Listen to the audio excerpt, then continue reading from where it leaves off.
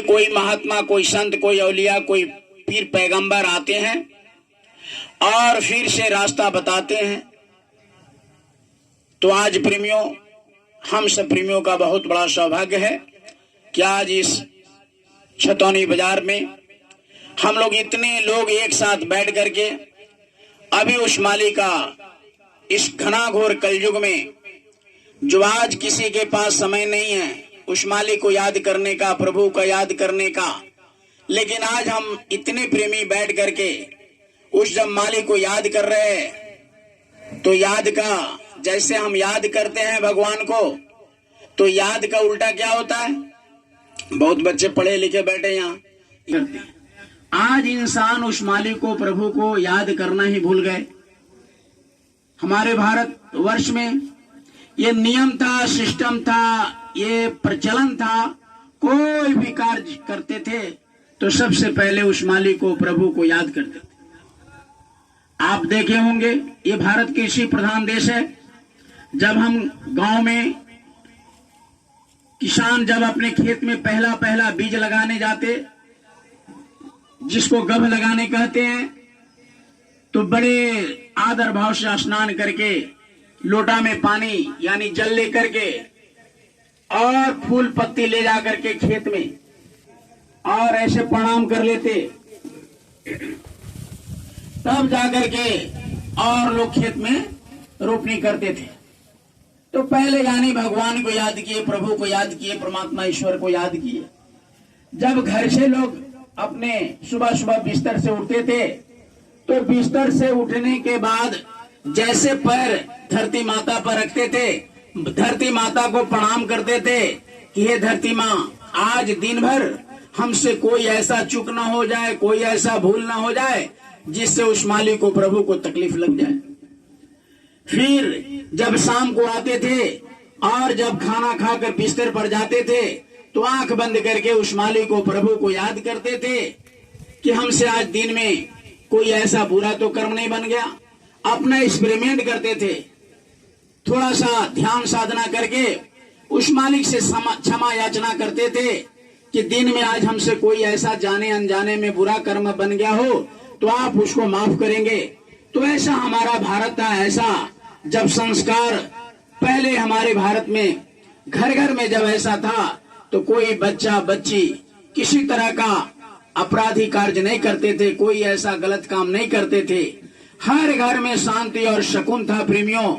लेकिन जब से ऐसा करना भूल गए, अब धीरे धीरे इंसान, अब बच्चे का बात छोड़ दीजिए, बड़े बुजुर्ग भी याद नहीं करते भगवान को, प्रभु को। अगर दिन भर आप काम करते हैं, समय नहीं है, तो कहा कि एक घड़ी आध घड़ी, आधों में पुनियाद। अगर एक घड़ी याद कर लिया उस मालिक को, नहीं समय है तो आध घड़ी याद कर लिया। आधों में अगर आध याद अगर करने का फुर्सत नहीं मिला, तो कहा कि पुनि आध। पुनि का मतलब समझते हैं? पुनि का मतलब क्या होता है? आज हम लोग ऐसा है ना, सत्संग में बैठना छोड़ दिया, भगवान को याद करना, रामायण गीता पढ़ना छोड़ दिया। अब बच्चे जो BA, MA, engineering, MTech, BTech कर गए, उनसे पूछिए पुनि का मतलब क्या होता है, ऐसे ताकते। यानी शास्त्र का एक भी ज्ञान खत्म हो गया। लेकिन वही दुनिया की बात करिए, नेता राजनेता की बात करिए, खेल की बात करिए, फिल्म की बात करिए, तो बच्चे को सब पता होता है। क्यों? क्योंकि आज हमारा संस्कार किधर जा रहा है, आज हम किधर जा रहे हैं, आधुनिकता की तरफ बढ़ रहे हैं। आधुनिकता जितना तेजी से प्रेमियों हम पर हावी है, उतने तेजी से हमारा संस्कार बिगड़ रहा है। हम तो कह रहे बहुत बड़ा विकास कर रहे हैं, हम चांद पर चले गए, हम प्लेन पर यानी समुद्र में बड़े बड़े ये बना रहे, वो बना रहे, लेकिन आज किसी के घर में अरबपति हो, करोड़पति हो, करोड़पति हो, जो भी हो, किसी के घर में शांति। क्यों भाई? क्योंकि जब तक आप पूजा पाठ, साधना आराधना नहीं करेंगे, ये आपका अंदर में, आपके शरीर के अंदर हो, चाहे घर के अंदर हो, चाहे परिवार के अंदर हो, चाहे राज्य के अंदर हो, चाहे देश के अंदर हो, चाहे विदेश विश्व के अंदर हो, शांति आने का प्रश्न नहीं हो। तो इसलिए हम सब महापुरुषों ने बड़ी साधना करके इतना इतना मोटा ग्रंथ हर घर घर में पड़ा हुआ है, चाहे गीता के रूप में, रामायण के रूप में या भागवत के रूप में। भगवान और गुरु दोनों खड़े हों तो किनको प्रणाम करना चाहिए? साफ कहा क्या कि गोविंद यो लिखा है, भगवान से मिलने का रास्ता, भगवान तक पहुंचने का रास्ता कौन देते? गुरु देते। इसलिए हर शास्त्रों में गुरु की तरफ, आचार्य की तरफ इशारा है कि आप गुरु की तलाश करें। जब तक गुरु मिले नहीं सच्चा, तब तक गुरु को, क्योंकि नारद भगवान ने एक प्रश्न किया था, कहा कि सरकार हम जहां बैठते हैं वहां गड्ढा गड्ढा क्यों हो जाता है? यानी नारद भगवान जब जाते थे विष्णु लोक में और सभा में बैठते थे अपना समाचार, तो कल वहां बैठ गए, अब वहां बैठ गए, अब वहां से फिर मृत्यु लोक गए तो वहां का मिट्टी कटवा दिए, फिर दूसरे दिन वहां बैठे, वहां का मिट्टी कटवा, तो ऐसे गड्ढा गड्ढा दिखने लगा। तो नारद भगवान ने विष्णु भगवान से कहा कि सरकार, अब नारद भगवान को रात भर नींद नहीं आया। कहा कि ठीक है, रात भर ऐसे देखने लगे, कब सुबह होगा, कब सुबह होगा, कब सुबह होगा। जैसे 4 बजा कि बस स्नान कर करके उत्तर दिशा में चले गए। अब जा रहे थे तो एक मछली बेचने वाला मछली माथे पर ऐसे नहीं, वो मछली रखने का क्या कहते हैं उसको,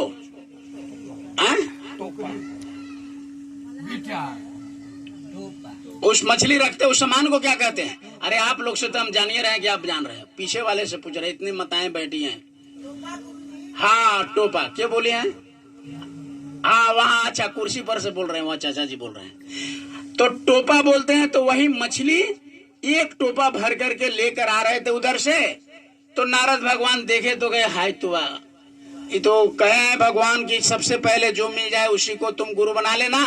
ये तो भर टोपा मछली लेकर जीव हत्या करने वाला आदमी पहले पहले मिल गया, अब हम क्या करें न करें। ऐसे सोचते रहे, तब तक वो सामने आ गए और कहे कि विष्णु भगवान का तो ये मतलब उनका आदेश है कि सबसे पहले जो तुमको मिल जाए उनके पैर को छू करके और गुरु बना लेना। अब देखने लगे ऐसे, तो बोले वो आदमी जो मछली लेकर आ रहे थे, क्या भाई साहब क्या बात है? तो कहा कि नहीं, आप टोपा नीचे रखिए और हमको चेला बना लीजिए। पैर छू लिया, ऐसे प्रणाम कर लिया। अब उनको समझ नहीं आया, कहा कि ठीक है अब जाइए आप। अब वो टोपा फिर उठाया, कहा कि अब हम आपका शिष्य हो गए, आपका चेला हो गए, जाइए आप। अब वो टोपा उठाए चले गए जहां जाना था बेचारे। अब नारद भगवान मन लटकाए लटकाए दिन भर अपना मृत्यु लोक का समाचार इकट्ठा किए, लिखे, और जब शाम को पहुंचे, ऐसी सभा लगा था, तो जैसे वहां पहुंचे प्रेमियों, तो मुंह लटकाए बैठे थे। नारद भगवान अपना सभा कर लिए, जो उनको यानी भगवत कथा जो भी अपना करते थे, जो भी समाचार लेते थे, हो गया। अंत में नारद भगवान से कहे कि क्या है, तुम बहुत उदास, आप ऐसे क्यों बैठे हो? तो कहा कि देखिए महाराज, आपने तो कहा था कि उत्तर दिशा में सब सुबह चले जाना और जो सबसे पहले मिल जाना उन्हीं के चरणों में पड़ जाना, उन्हीं को गुरु बना लेना। तो पहले तो हम गुरु नहीं बनाए थे, तो आप मिट्टी कटवा देते थे। क्यों कटवाते थे? क्योंकि आप कहते थे कि जो गुरु नहीं किए होते हैं और वो जहां बैठते हैं वो मिट्टी अशुद्ध हो जाता है। तो इसलिए आपने कहा कि भाई गुरु करो, नहीं तो हम मिट्टी ऐसे कटवा देंगे, नापाक हो जाता है और पवित्र हो जाता है मिट्टी जहां तुम बैठते हो, इसलिए गुरु करना पड़ेगा। अब महाराज हमने आपके आदेशानुसार गए उत्तर दिशा में, गुरु तो कर दिए, लेकिन जैसे लेकिन लगाए तो सरकार आगे का बात सुनिए। नहीं नहीं रुको, तुम यहीं पर रुको, अब तुमको नरक भोगना होगा। आई बा कहे कि एक तो गुरु नहीं किए थे तो जहां बैठते थे अशुद्ध हो गया जगह, आप मिट्टी कटवा देते थे। अब गुरु बना लिए आप ही के आदेश से, तो आप कह रहे हैं कि अब नरक भोगना पड़ेगा। ये हमको समझ नहीं आ रहा। हाँ, तुमको नरक भोगना क्यों? क्योंकि जब गुरु तुम बना लिया तो फिर गुरु में लेकिन क्यों लगा दिया? तो कहा कि सरकार आगे सुनिए, इसीलिए लेकिन लगा दिया। क्या लेकिन? क्योंकि वो जीव हत्या करने वाला था, वो मछली बेचने वाला था, पहले वही भेटा गया, आपका आदेश था वही। तो जीव हत्या करते हैं।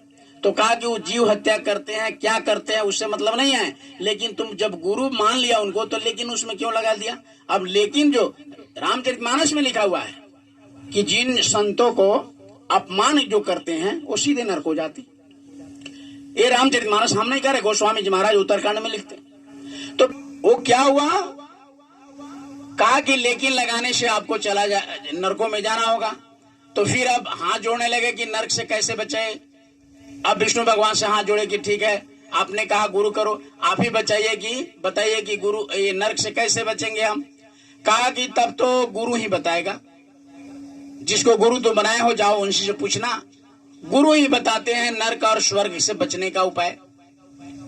फिर सुबह वैसे ही 4 बजा चले गए और उधर से फिर वो आ रहे थे, पैरों पर है, कहे कि आप टोपा नीचे रखिए। कहा कि देखिए हमने तो आपको गुरु बना लिया, लेकिन अब रात दिन ये जीव हत्या करते हैं, हमारे मन में थोड़ा खोट आ गया, लेकिन लगा दिया आप में। तो विष्णु भगवान ने कहा कि नरक जाना पड़ेगा। अब नरक से बचने का उपाय हमने पूछा उनसे, तो उन्होंने कहा कि जाओ जिसको गुरु बनाए हो वही गुरु ही नरकों से छुड़ाते हैं, उन्हें बचाते हैं। तो आप हमको नरक से बचने का उपाय बताइए। कहा कि इधर आओ, आप बैठो। नारद भगवान के कान में ऐसे कुछ बोल दिए, कुछ यंत्र मंत्र वो बता दिए। कहा कि जाओ, इशारा कर दिए। अब जब नारद भगवान गए प्रेमियों विष्णु लोक में फिर से शाम को, तो कहा कि क्या नारद जी आ गए गुरु से मिलकर के। हाँ सरकार। तो कहा कि अब तो नरक आपको जाना है, बचने का उपाय। तो हाँ वो सब बचने का उपाय क्या होगा नहीं होगा, लेकिन सरकार पहले हमको डायग्राम बताइए, उसका नक्शा बताइए कि स्वर्ग कैसा होता है और नरक कैसा होता है। पहले हमको ये तो बता। अच्छा हम लोग कहीं जाते हैं तो नहीं कहते भाई क्या भेज दो मोबाइल पर, बच्चा सब जानता है, बोलो ना भाई। अरे भाई जोर से बोलो ना। अरे रास्ता भूल जाते हो तो क्या मंगाते हो मोबाइल पर, लोकेशन, मैप लोकेशन। तो कहा कि थोड़ा लोकेशन तो बता दो भाई कि नरक कैसा होता है, स्वर्ग कैसा होता है। विष्णु भगवान से नारद जी प्रश्न किए। उस जमाने का वो बताए नक्शा, आज के जमाने में कहा कि लोकेशन कैसे होता है नरक का। तो ऐसे लिया नारद भगवान ने, ऐसे बता दिए खींच करके, ये नरक का फोटो हो गया, नक्शा हो गया। इधर बना दिए स्वर्ग का, तो नरक का इधर बना दिए, स्वर्ग का इधर बना दिए। अब नारद भगवान जहां नरक बनाए थे अब उसी पर क्या हुआ, नारद भगवान ऐसे लूटपुट करने लगे। सुनिएगा बहुत जल्दी, जहां नरक बनाए थे ना विष्णु भगवान उसी नक्शे पर ऐसे लूटपुट करने लगे।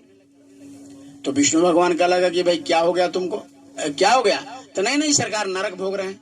कहा कि नरक यहाँ क्या भोग रहे हैं, नरक में जाकर भोगना पड़ेगा।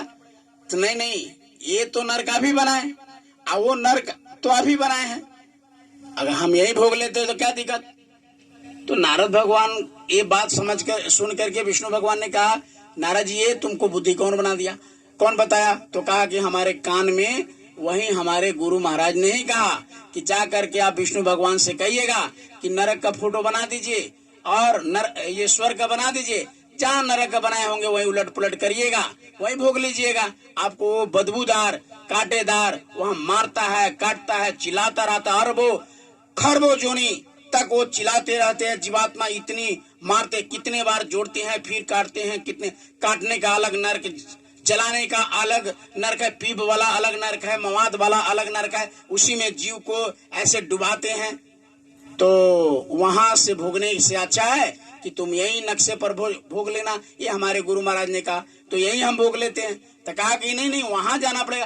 कहा कि वो तो आप ही बनाए, यहाँ भी आप ही बनाए।